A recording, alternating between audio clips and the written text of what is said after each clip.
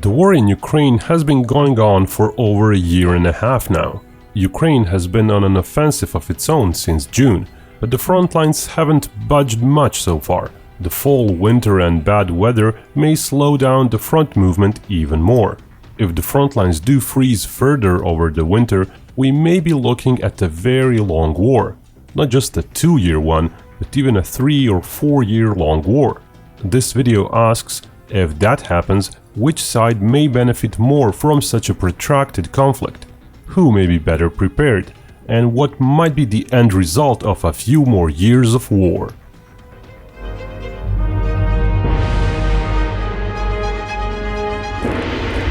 The future is hard to see, of course. Even if the front lines do not move due to military operations, one side military might completely dissolve or decide to withdraw if the events behind the front lines impact it. Those could be, for example, Putin being removed from power in Russia and replaced with a government which wishes to withdraw from Ukraine, or another set of governments elected in the West in 2024 and 2025, ones that might decide that 3 or 4 years of support for Ukraine was enough. Various outside events like a possible world economic crisis might also impact such decisions. So we will start with an explanation of why big political changes are improbable, and then go over a long-term balance of power, modeled after political support remaining similar to the levels seen now. So why is political support either in Russia or in the West not likely to drastically change? Just months into the war in summer of 2022, neither side had invested very much into the war. Yes, Ukraine itself was and is invested as much as possible, but the support from the West was still only forming. Russia had not turned its economy towards a war economy yet. It had not mobilized a few 100,000 people yet. In theory, when it saw its initial assaults in the north of Ukraine were doomed, Russia had an off-ramp. It could have perhaps bit the bullet and withdrew from south and east of Ukraine as well. Perhaps maybe somehow still clinging on to Crimea, and maybe convince Ukraine and the West to agree to at least a ceasefire. But the decision was made to invest more in the war effort instead. The West started investing heavily too, supporting Ukraine. A little disclaimer now, a lot of figures used in this video on aid are coming from Kiel's Institute for World Economy Tracker on help to Ukraine and its extensive datasets. By the end of May 2023, the West pledged Ukraine some $92 billion in financial aid, some $15 billion in humanitarian aid, and $103 billion in military aid. Some further $50 billion or more is estimated spent for housing and aiding millions of Ukrainian refugees in Western countries. Financial aid is enough to keep Ukraine afloat, given that some 55% of financial commitments have been processed so far, and there are further billions from the IMF and such institutions. It's roughly enough to cover the gaps in the 2022 and 2023 Ukrainian budget. Just for the 2023, the budget deficit was estimated at $38 billion, which means the actual budget revenues, when Western help is excluded, are less than half of the projected budget. But why isn't the West giving even more? On top of everything received, Ukraine could profit quite a bit from additional funds and means to construct better infrastructure and create new strategic facilities, industries, and so on. A more robust rail and road network, for example, can have a direct impact on the war, giving Ukraine more logistics options and complicating targeting for Russia. Various facilities producing non-combat items can still have an impact on the front. More people available for the military if industry is made more efficient. Greater effect on morale if more people have money, food on the table, and government salaries are higher. Here's some interesting data, again found in Kiel's Institute database. Foreign support during World War II compared to aid to Ukraine. From 1941 to 1945, average annual US military aid to the UK amounted to little over 3% of US GDP at the time. In addition to that, the US was also sending aid to the USSR and France. Overall, the US spent some 5% of its GDP aiding those three countries each year, all the while it was investing massive amounts in the war effort directly. Let's compare that with military aid to Ukraine. US military aid to Ukraine so far on an annual basis averages to 0.18%, or roughly 27 times less.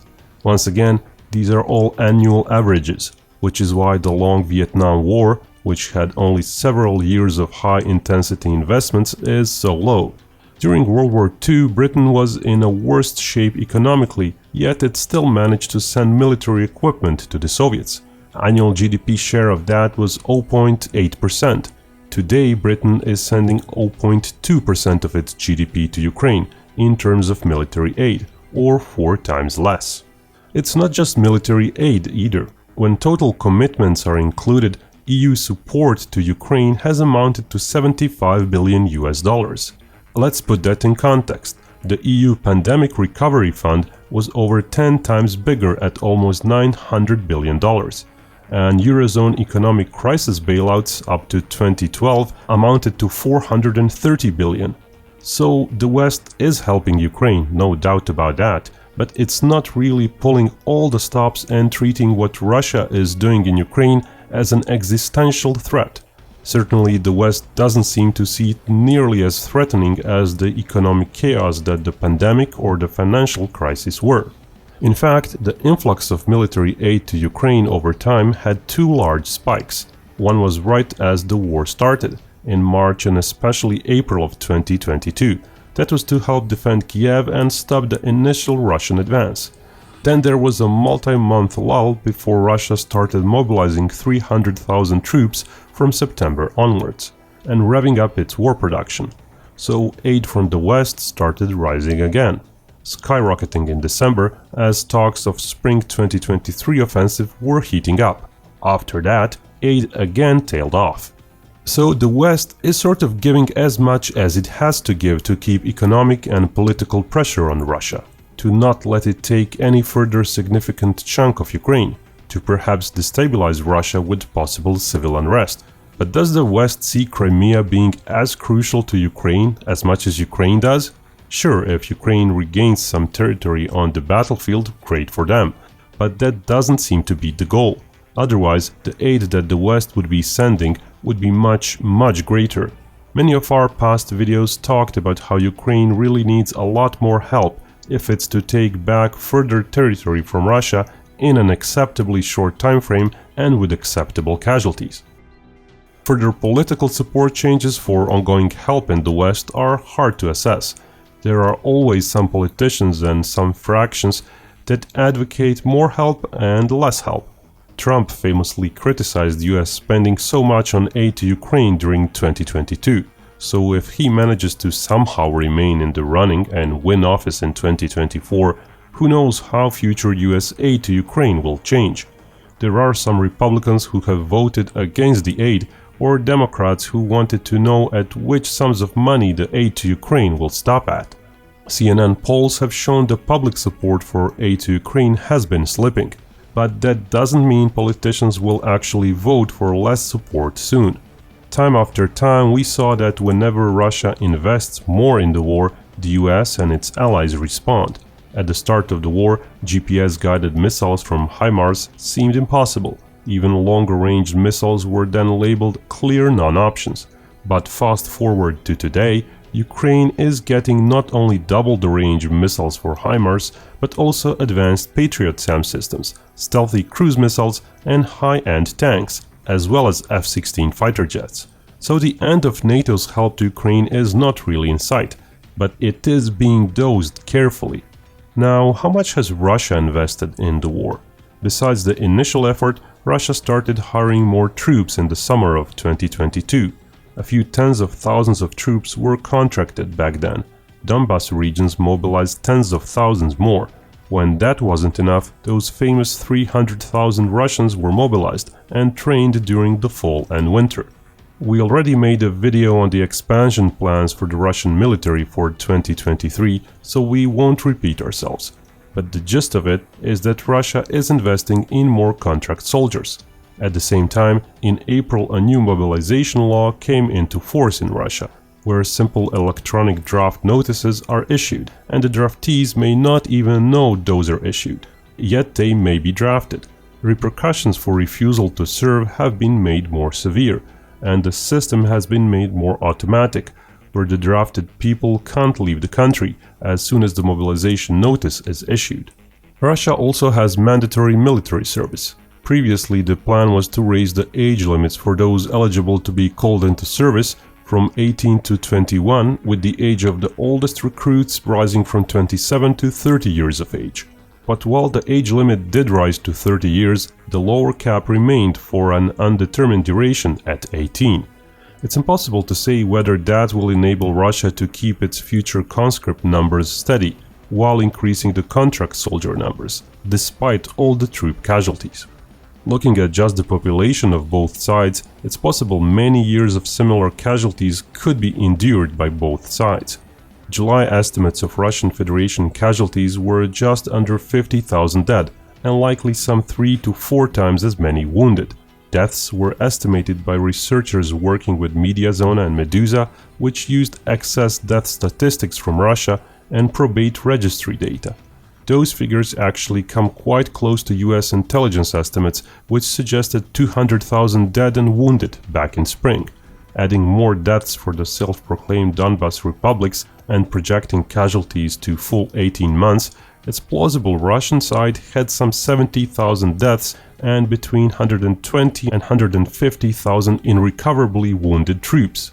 Historical war statistics suggest half of the wounded do not return to the fight.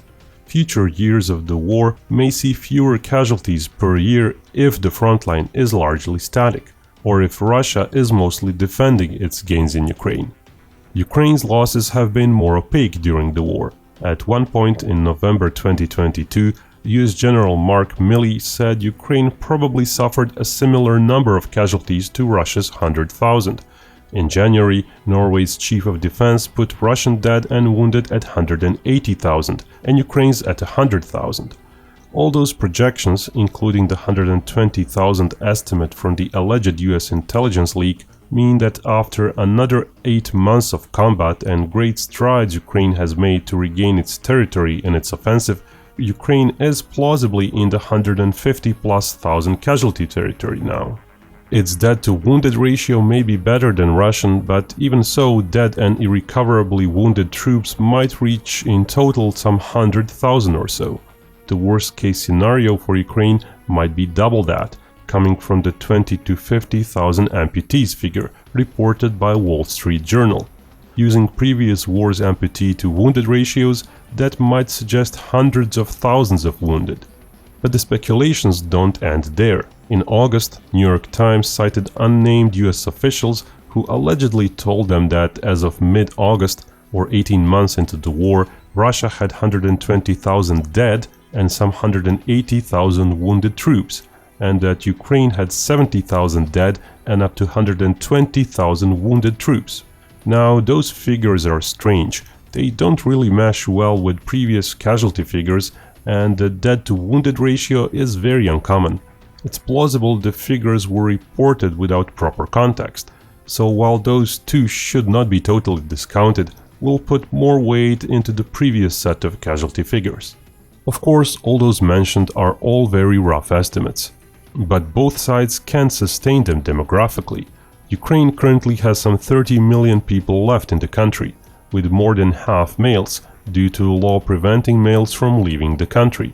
Influx of 18-year-olds, modeled after births from 2005 and adjusted for occupied regions, is some 350,000 per year. There's also the World War II Germany mobilization example, where Germany mobilized 2.2% of its population in 1942 and again in 1943, or roughly 120% of its live births from 18 years prior. Germany still managed to fight a few more years despite shaky morale. So for Ukraine, sustaining 100,000 irrecoverably wounded and dead per year, which represents some 28% of its live births from 18 years ago, is more than possible, at least in the medium term. Russia had some 147 million people before the war, including Crimea. Current occupied territories in Ukraine and Russians fleeing from Russia after the war would likely adjust that to some 153 or so million. But live births 18 years ago are a different matter. at 1.9 million per year. If Russia continues losing 200,000 troops annually to deaths and irrecoverable wounds, that would represent some 10 to 11% of its population influx. If Russia remains on the defensive and if Ukraine's offensives are not very successful, it may suffer fewer casualties, as defensive warfare usually produces less casualties. In theory, that might result in Russia continuing to enjoy a net positive influx of troops in the medium term. But if Russia tries a few more big swings at Ukrainian territory, or if Ukraine's offensive forces Russia to do costly counterattacks, then Russia might be bleeding troops more than what it can cover with volunteers and contract troops. Of course, this does not take into account morale, as that's a wild card, but it's possible that overall smaller pressure on the Russian population might be compromised by morale issues, or it could be mitigated by money, which is likely why Russia has been focusing on additional contract troops, rather than on mobilizing the general population. But if Ukraine manages to move the front lines significantly, it might force Russia to once again resort to general mobilization, which may increase instability. Another issue impacting morale may be Ukraine bringing the war to Russia via various drone and sabotage attacks that have been getting more frequent. That may well cause the number of Russian citizens, otherwise on defense, to become more vocal opposing the war. On the other hand, it may also push other citizens to support the war as well. It's a double-edged sword. Russia going on a large-scale deep offensive is very unlikely though. Taking Kharkiv or the city of Zaporizhia or going once again over Dnieper, threatening Odessa or Kiev, those are lofty goals that even Russia likely completely gave up on. Number of Russian troops, fire support, intelligence gathering assets needed for that, as opposed to just holding the current lines, is a few times too small, and given all the issues Russia has, that's unlikely to change. With the West unlikely to stop supporting Ukraine, Russia is also not likely to go on such offensives. When it comes to money sustaining it all, the official Russian defense budget for 2023 was set at almost exactly 5 trillion rubles, but official budgets in war are just placeholders. As Reuters reports, 2 trillion rubles were spent on defense and security in the first 2 months of this year alone. If spending would continue at that pace, 2023 total would amount to 12 trillion rubles, or a little under 130 billion US dollars currently. If Russian GDP manages to reach 160 trillion rubles in 2023, that would mean Russia is spending over 7% of its GDP on defense. Those are high numbers, but historically not necessarily unsustainable. The US was spending almost 9% of its GDP on the military during the peak of the Vietnam War, and defense spending had reached 11% during the Korean War. Sure, over a 10 or 20-year period, such spending might hurt Russia badly, but over a few more years, it's something that the Russian economy might be able to handle. As for Ukraine's defense spending, it was set at little under 1.7 trillion hryvnias, that's some 45 billion US dollars. But the total budget deficit was almost as large, so there is really little room to increase such figures. $45 billion already represents some 27% of Ukraine's GDP, as per IMF projection for 2023. Without financial stimulus from the West, such spending would not be viable in the long term. A Russian federal budget deficit is currently running at some 10%. Russian National Wealth Fund, basically an emergency fund, could cover those differences for another 2 or 3 years, depending on future expenses. So far, it covered $60 billion of budget deficits in the last 18 months. But other hidden means like offshore accounts and credit lines from China might plug the holes for even longer. Russian ruble has lost a lot of value, of course, and unofficial inflation in the medium term may produce quite a bit of financial woes for Russia, which could impact everything from morale to industry, but a more tangible prediction will require more info and more time. When it comes to Russian war production, after a year and a half of war, Russian officials started announcing that production has increased several-fold over pre-war days. Putin had mentioned that overall weapons production went up by 2.7 times. At the same time, he acknowledged deficits in tank and missile production. But those production increase statements may not be all true. When Jamestown Foundation looked into revenue reports of companies related to Russian military-industrial complex, the increases were smaller, roughly around 100%, meaning 2 times bigger revenues. Increased costs of manufacture also likely took a bite out of those figures. Inflation was between 15 and 20% during 2022, before dropping to several percent in 2023. That being said, it's very likely Russia is increasing its production, limit there being that it has to juggle widespread economic woes for itself if it overinvests in the military due to possible civil unrest. While the West has largely stopped trading dual-use items with Russia, many countries have not, and those countries may be either directly re-exporting items to Russia or making them and selling them to Russia. Here's an example of Kazakhstan. In 2021, Kazakhstan imported $35 million worth of microchips. In 2022, that skyrocketed to $75 million. Export of microchips from Kazakhstan to Russia went from well under $1 million in 2021 to $18 million in 2022. It's plausible there's a huge chunk of additional microchips there that were exported under the table. In 2021, there were no mention of drone imports to Kazakhstan, while in 2022, drone imports amounted to 5 million. China can produce almost anything on its own, and while the West does agree that China is not giving any weapons to Russia, overall economic cooperation between Russia and China grew at a high pace, which helps the Russian economy grow. Many dual-use items like commercial drones are being sold to anyone who wants to buy them, which explains why Russian GDP isn't really doing that badly.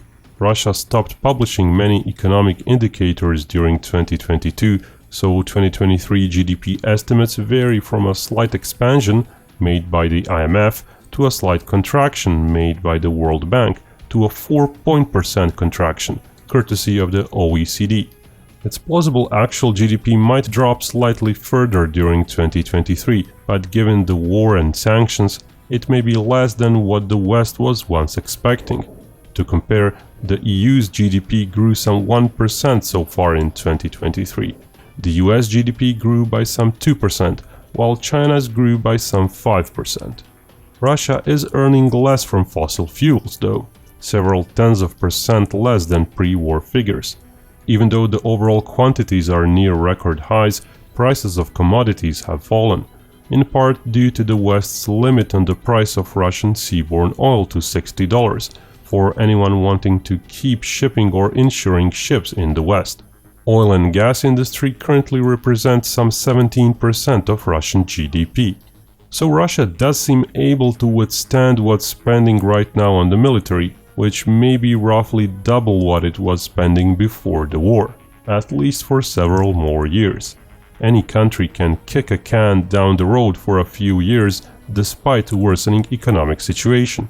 Only plausible way that would change quickly is if there was a massive global economic crisis, which would impact everyone on the planet, or if there was a change of government, to one where the new government decides to withdraw from Ukraine.